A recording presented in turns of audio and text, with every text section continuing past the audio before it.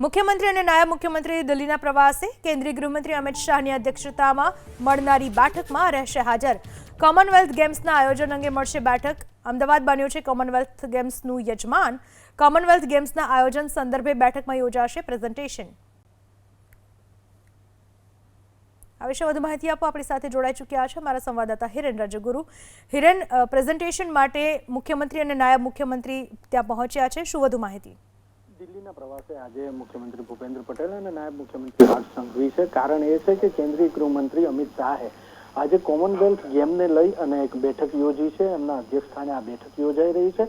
બેઠકમાં ગુજરાતની અંદર અને ખાસ અમદાવાદની અંદર કોમનવેલ્થ ગેમની તૈયારીઓને લઈ અને શું આયોજન ચાલી રહ્યું છે, કેવા પ્રકારેની તૈયારી કરવામાં આવી રહી છે, કેટલા સમયગાળા સુધીમાં તમામ તૈયારીઓ પૂર્ણ થઈ જશે, તેને લઈ અને એક પ્રેઝન્ટેશન ત્યાં રજૂ કરવામાં આવશે અમિત શાહની સમક્ષ। અને ત્યારબાદ જે કંઈ સુધારા વધારા હશે એની ચર્ચા આ બેઠકની અંદર કરવામાં આવશે।